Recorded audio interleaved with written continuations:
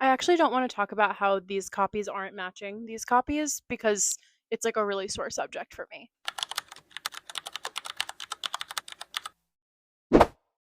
Hey everyone, welcome back to my YouTube channel. So today I am going to do a little bit of a delayed February recap. I posted my March TBR last week, so I thought I would talk to you guys about the 10 books that I completed in February. It was kind of a weird month for me because half of the books that I read, I completely binged a series that I'll talk to you guys about afterwards, but I thought I would just go over first the 5 books that aren't a part of that series because I have so much to say about this series right here.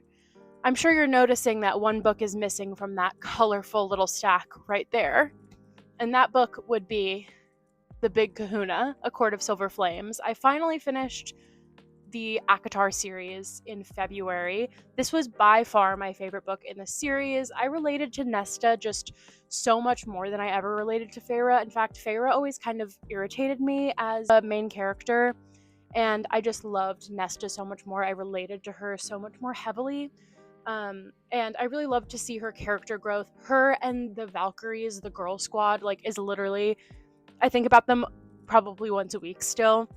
I want to be one of them. And I also think, I do love Nesta and Cassian, but I think it would be so fun if Nesta was queer and, was in love with Emery or Gwyn or one of them. I think that would have been such a cool plotline, but alas, we still have more. I loved this book.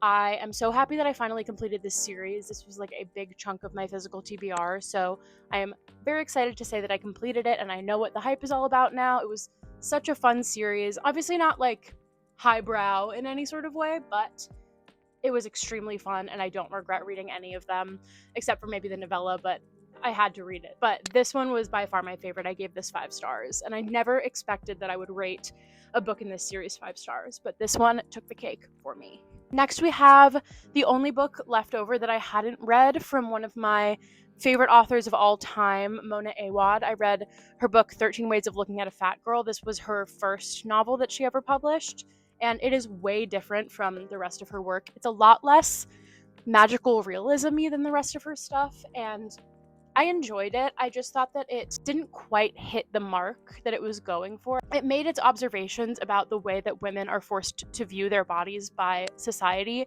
very effectively, but I just felt like it was missing a little something for me. It was pretty short, so I think it could have benefited from a little bit of length just to draw out and sort of give us more understanding as readers of what exactly she's trying to get across, because obviously we all know as people born in women's bodies that society likes to police and tell us what to do with them and how they should look and all of that sort of stuff. It just didn't really feel like it was adding anything brand new or revolutionary to that conversation. I think a piece like Rouge, which is her most recent publication, does that a lot more effectively with her sort of magical realism twists.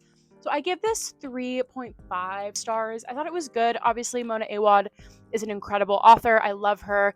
She is forever an auto-buy author for me, but this one is definitely reads as a debut to me. And the other 3 of her books are some of my favorite books of all time. And I was just a little bit disappointed in this one, but I still love her. So that is my review of this one. I enjoyed it, but it just felt like it was missing something for me. Next, we have Exalted by Anna Dorn, who wrote Perfume and Pain, that I absolutely adored last year. I gave it 5, even 6 stars. And this one I gave 4 stars.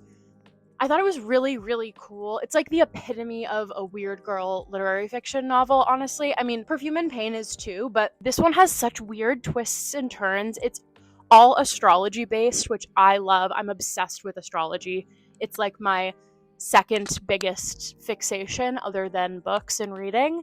And so this was just really fun for me. If you love astrology and tarot and all of that sort of stuff, you will love this book like I did. I gave it 4 stars. This novel sort of follows 2 women, one who runs an astrology blog and one who sort of follows that astrology blog almost religiously.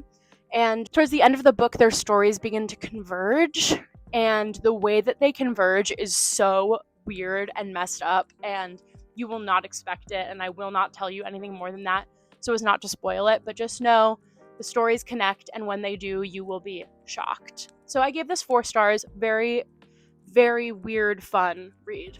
and I loved getting to read more of Anna Dorn's work. Next, I read a thriller that I also gave 4 stars. We have A Flicker in the Dark by Stacey Willingham. This book is about a girl whose father kidnapped and killed a bunch of girls when she was a teenager, and in her adulthood now, similar crimes start cropping up where she is now, and it sort of falls on her to try and figure out what the connection is between them. I gave this 4 stars. I thought this was a great thriller, kept me gripped on the edge of my seat. The last 100 pages, I was like sat and ready. I also thought that the writing in this was quite poetic, which for thrillers I don't often expect, and there were a lot of moments where I was really struck by the quality of the writing, not just like the suspense and the plot. So I gave this 4 stars. I think some of the twists were kind of predictable, like I predicted it pretty early on, but the way that it played out was not predictable, and I thought that that was deserving of the 4 stars. So I had a lot of fun with this. I love a good true crime type thriller, and this was really fun.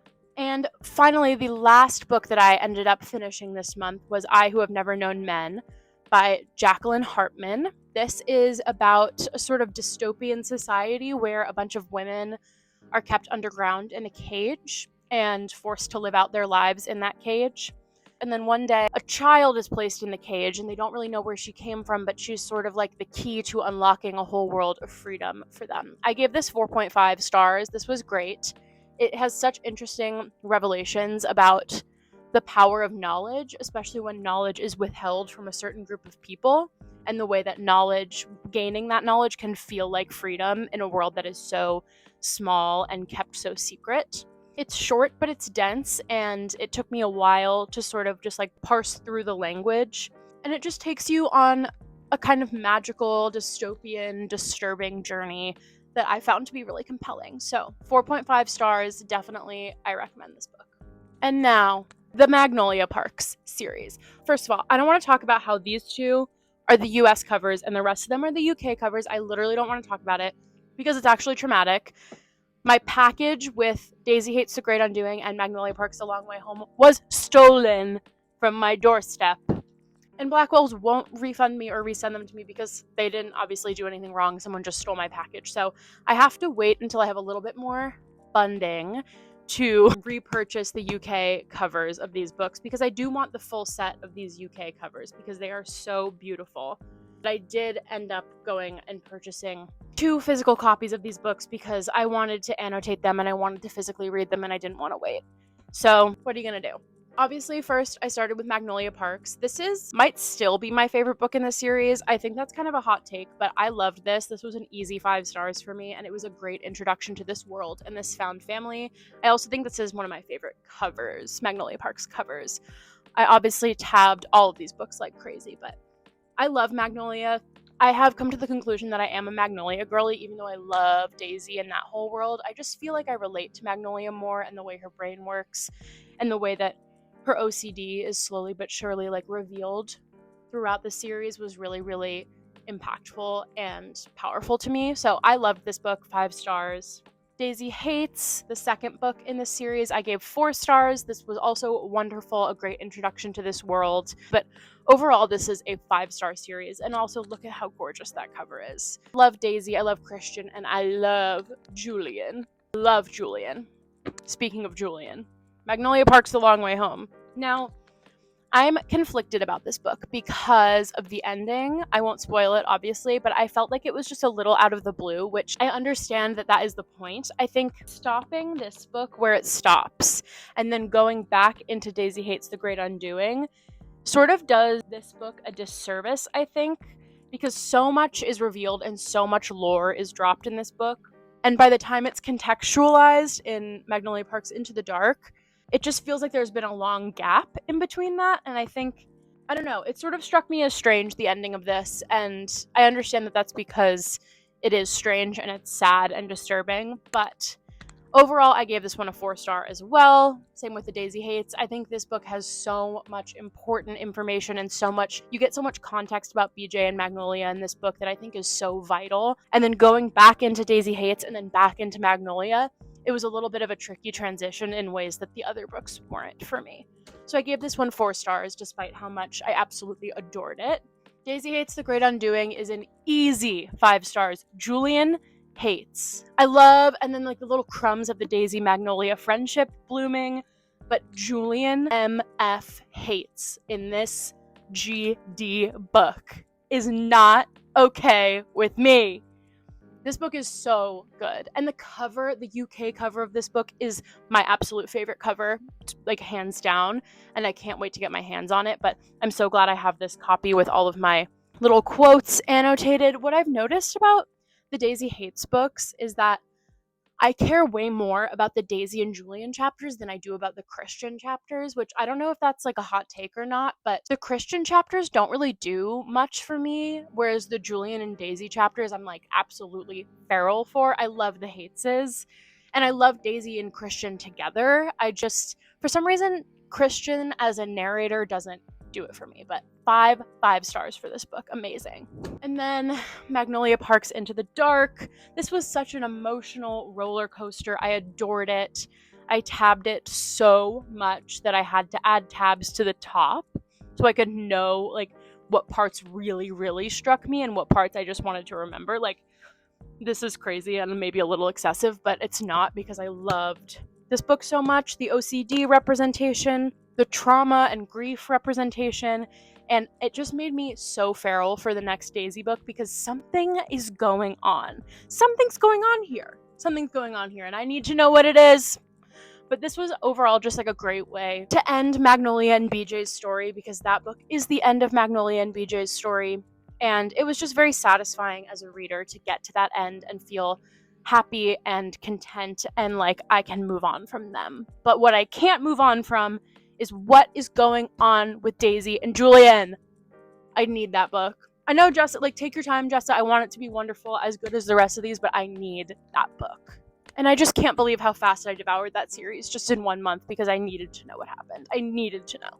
So this is my February stack. It was a really successful month. I did not rate a single book lower than 3.5 stars, which I think is a huge success. And generally, I don't rate most of my books under 3 stars, because I know my taste pretty well at this point. I've been reading for long enough in my life that I know pretty much what I'm gonna like and not like. Obviously, I'm surprised sometimes, but I'm really happy with this month overall, and I love sharing these books with you guys, and I hope you enjoyed. I think the next video I'm going to make next week is going to be a little weekly reading vlog. Like, comment, and subscribe, because I am a YouTuber now, and I will see you guys in the next one. Okay, bye!